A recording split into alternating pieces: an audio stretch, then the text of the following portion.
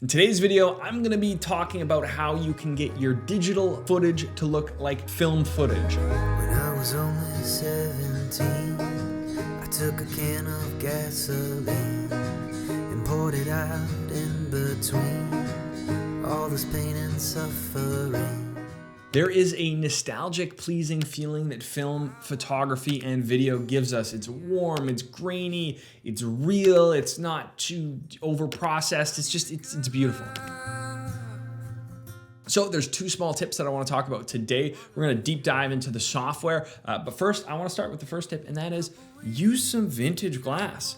Vintage glass is an awesome way to get some characteristics into your digital camera. So it's really easy to modify old glass to fit Sony cameras. A lot of people have been modding vintage glass to Sony cameras and other camera systems for a while now. Another popular line of lenses is the Contax Zeiss lenses. Another lens that rings to mind is the Helios 44-2. I think they're like 150 bucks Canadian roughly. It's super easy to just plop on an adapter. They're like 30 bucks, 25 bucks. The other tip is just don't clip your highlights. Be very cautious with your highlights when shooting on a digital camera. What I've noticed from shooting film is that the highlights save a ton of detail. So what I've been doing is just making sure I don't clip my highlights, whatever the case is. There are some instances where you have to have your highlights clipped or a little overexposed to make sure that the subject that you're trying to film is exposed properly.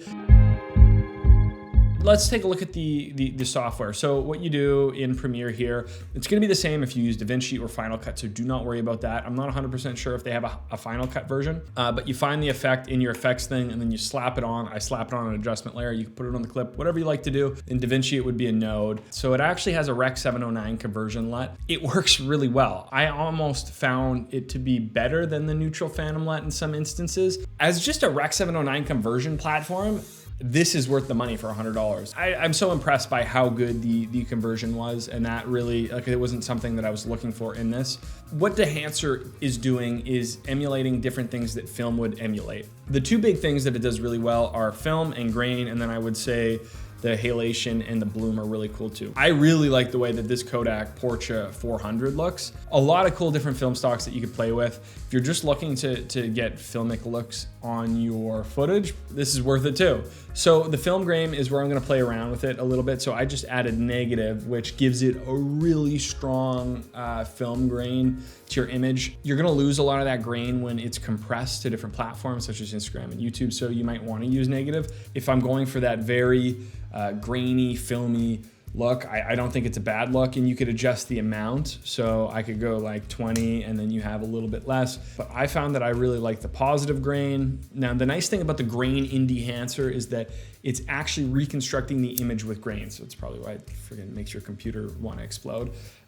It's a really good grain. They're not just putting like a grain over top of the image. It's actually recreating the image with grain. So it looks very natural. The next thing that we have is halation. So what halation is, and I have in previous videos thought it was bloom, but halation is just like a red fringing around high contrast, like borders, I guess. You don't want to overdo it. I think around 40 is nice where it just adds a little bit. So 80 is definitely a lot more noticeable, but you can still notice in her arms and her ear and her head a little bit of it without it being something that you notice right away. And I really love the way that the bloom works in this. It's just like a nice, easy, soft bloom. It's really nice to just be able to have this in the software. So the other really cool thing that this software allows you to do is export a LUT from all of these things. So you could create your own S-Log3 LUTs. Now, I do have to be fair and say that Dehancer gave me the license to use for free, and they said they were gonna give me a free version after a video review. That does not cloud my judgment. I was gonna buy this anyways.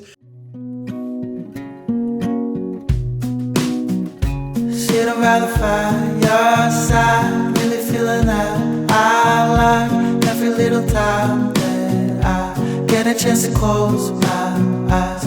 If you're gonna make it soon, maybe we could get our room, but I need some rest from gloom, otherwise I feel I'm doomed.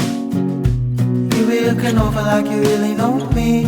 Maybe take a picture, take a couple, guess for free. I don't wanna give another guarantee.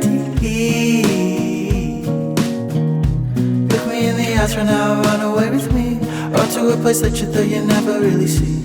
You'd be looking funny when you're living so free.